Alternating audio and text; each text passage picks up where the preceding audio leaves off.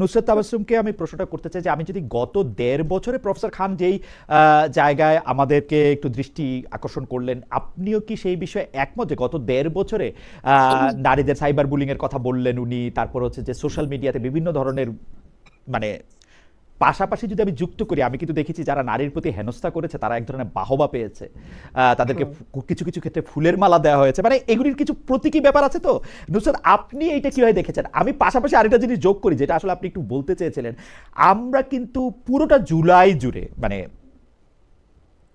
জুলাই জুড়ে অনেক মেয়েদের দেখেছি যারা সামনে থেকে ওই অবস্থান না নিলে হয়তো হাসিনা রেজিমের পতন এত সহজে সম্ভব হতো না। আমরা দেখেছি যে ঢাকা বিশ্ববিদ্যালয়ের একটি হল থেকে, আমার যদ্দূর মনে আছে আমি জার্মানিতে ছিলাম, ঢাকা বিশ্ববিদ্যালয়ের হল থেকে সত্যিকারের বড় প্রতিবাদ তখন শুরু হয়েছে।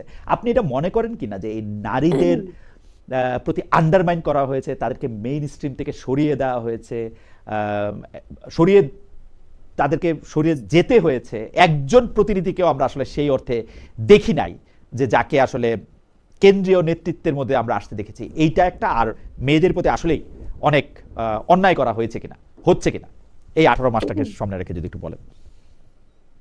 খালেদ ভাই, ধন্যবাদ। আসলে প্রথমত একটু সংশোধন করে দিই, বেহেশত মানে জান্নাত 8টা, জাহান্নাম 7টা, আপনি একটু গুলিয়ে পরে ফেলেছিলেন। আবার ঠিক করেছি, আবার দ্বিতীয়ত, আপনি যদি শুনতেন তাহলে আবার পরে আবার ঠিক করেছি, আপনি এটাও হ্যাঁ, শুনতেন আর কি। আর আরেকটা বিষয় হচ্ছে, আমি 1.5 বছর আলাপে যাবো, আমি 1.5 মিনিটের কথা বলি। গত 1.5 মিনিটে আপনার এই লাইভ চ্যাটের আমি একটু দেখছিলাম, একটা কমেন্ট এরকম আসলো যে নাহরিনকে দেখলে তো হিরোইনচি মনে হয়, আর একটা কমেন্ট এমন আসলো তাবাসসুম কি ফেন্সিডিল খেয়েছে। আমি এটা এটা হচ্ছে একটা খুব সংক্ষিপ্ত উদাহরণ নারিনের এগেনস্টে, যে আমাদের, নারিনা খানের এগেনস্টে প্রচুর কমেন্ট, কারণ উনি আমি আমি জি দুটো, আমি মাত্র জি শুরু করেছি তো আমারগুলো জি ধীরে ধীরে আসবে, আমি জি জাস্ট দুটো, এই জন্য জি একই ধরনের কমেন্ট তো এই জন্য দুটো জি উল্লেখ জি করলাম। জি এটা হচ্ছে অ্যাকচুয়াল পিকচার, এটা অ্যাকচুয়াল পিকচার। যখন থেকে সোশ্যাল মিডিয়া বাংলাদেশে আহ আর মানে যত বেশি মানুষের হাতে সোশ্যাল মিডিয়া পৌঁছে গিয়েছে, আগে যে ইফটিজিং গুলো পথে ঘাটে হতো, এখন সেগুলো পথে ঘাটের সাথে সাথে সোশ্যাল মিডিয়াতেও হয়। আর গত 1.5 বছরের কথা যদি বলেন, আমি আপনার সামনে অস্বীকার করব না যে হ্যাঁ, গত 1.5 বছরে আমাকে বা আমি আমার অনেক নারী সহযোদ্ধাদের যে পরিমাণ সাইবার বুলিং এর মধ্যে দিয়ে যেতে দেখেছি, এটা তার আগের চাইতে বেশি অসহনীয়।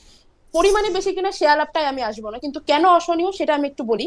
তার কারণ হচ্ছে, আগে আমরা প্রথমত, আমি এই কথাটা এর আগে কয়েক জায়গায় বলেছি, আগে আমরা জানতাম যে কোন পক্ষ আমাদেরকে শেমিং করতেছে, কোন পক্ষ স্লেজিং করতেছে, এটা খুব ক্লিয়ার ছিল। 5ই আগস্টের পর এটা অ্যাটলিস্ট আমার কাছে আর ক্লিয়ার না, আমার কাছে এটা খুবই মিশ্র একটা অডিয়েন্স মনে হয়, বা মিশ্র একটা বট গ্রুপ মনে হয়, যাদের একমাত্র কাজ নারীদের বুলি করা, এবং কোন দলের কোন ব্যাকগ্রাউন্ডের কিছু তারা দেখে না। এবং এখন 5ই আগস্টের পরে আপনাদের নারিন ম্যাম যেমন বললেন, আপা যেভাবে বললেন যে আমরা স্বপ্ন দেখেছি, এই স্বপ্নটা আমরা যারা মাঠের সামনে ছিলাম আমরা আরো বেশি করে দেখেছি। আমার কাছে আপনারা বিশ্বাস করবেন না, এতগুলো খুন, এতগুলো আহ আহত সহযোদ্ধা, জুলাইয়ের ভয়ঙ্কর ওই 36টা দিনের মধ্যেও, ওই 36টা দিন আমি আমার কোনো সহযোদ্ধার কাছ থেকে বুলি হইনি।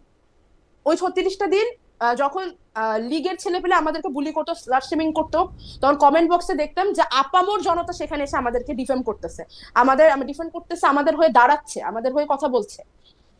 আমরা ভেবেছিলাম মনে হয় একটা পরিবর্তন আসলো, ঠিক 5ই আগস্টের রাত থেকে অপোজিটটা শুরু হয়ে গিয়েছে। তো আমাদের জন্য এটা আসলে হৃদয়ে হৃদয় ভাঙা বেদনার সাথে কোনো অংশে কম না। এজন্য ব্যাপারটা 5ই আগস্টের পরে বেশি অসহনীয় হয়ে গিয়েছে। তবে বুলির মধ্যে দিয়ে আগেও যেরকম গিয়েছে এখনো গিয়েছি, এখন বেশি ব্যথা লাগে, পরিমাণটাও হয়তো কিছুটা বেড়ে গিয়েছে। আর এখানে আলাপ আসে নারী নেতৃত্বকে সামনে আসতে দেওয়া না দেওয়ার ব্যাপারে। এখানে তাওয়াসুম, আমি একটু জানতে মানে একটু মাঝখানে এই প্রসঙ্গটা একটু প্রশ্নটা করে রাখি।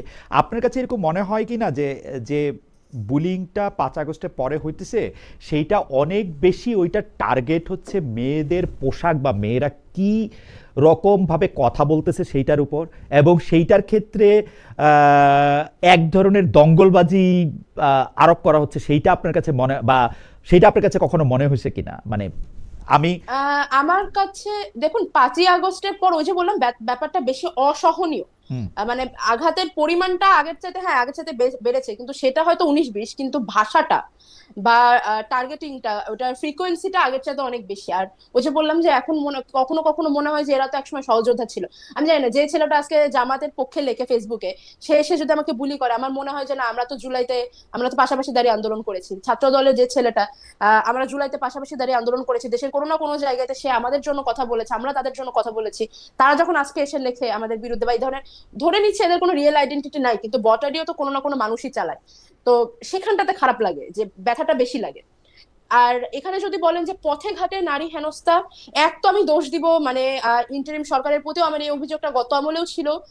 বর্তমান নতুন সরকার তো মাত্র শুরু হয়েছে, আমি এখনই আসলে দোষ দিতে চাচ্ছি না।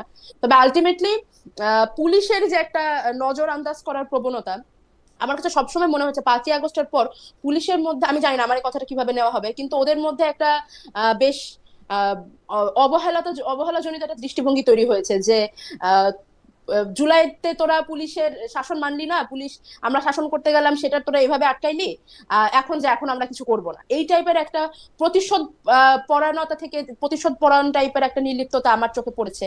আমার কাছে মনে হচ্ছে পুলিশ যদি আরেকটু সক্রিয় থাকতো, রাস্তাঘাটে অন্য যে কোনো মবের মতো নারীর প্রতি হেনস্থাও আরেকটু কম হতো। আর একই সাথে নারী হেনস্থাকারীদেরকে ফুল দিয়ে বের করে নিয়ে আসা বা ইত্যাদি ইত্যাদি, এগুলো কারা করছে আমি জানি না, ওই আমলেও আমি বলেছি, আমি এখনো বলতে চাই, যারা এগুলো করছে, যারা এদের পেছনে আছে, দে ডিজার্ভ পানিশমেন্ট। কারণ নারী হেনস্থাকারী বলেই শুধু না, যে কোনো অপরাধকে অপরাধ এবং অপরাধীকে সেলিব্রেট করা মানে অপরাধকে উস্কানি দেওয়া। একই সাথে এখানে একটু উল্লেখ করতে চাই, গত 1 মাস এবং তার আগের তো বাংলাদেশের ইতিহাসের পর থেকে, জন্মের পর থেকে তো হয়ে আসতেছে, বিশেষ করে গত 1 মাসে অনেকগুলো ধর্ষণের ঘটনা ঘটেছে। যখন অপরাধের শাস্তি নিশ্চিত হয় না, তখন সেই অপরাধটা আশকারা পায়, উস্কানি পায়। তো আমি আপনার এই লাইভের মাধ্যমে, আপনার ভিডিওর মাধ্যমে আমি আসলে অনুরোধ জানাতে চাই যে অন্য যে কোনো সামাজিক আন্দোলনের সাথে সাথে ঘটে যাওয়া মানে অপরাধগুলোর বিচার নিশ্চিত করার জন্য আমাদের আসলে কাজ করা উচিত, এটা নিয়ে আমাদের মাঠে থাকা উচিত।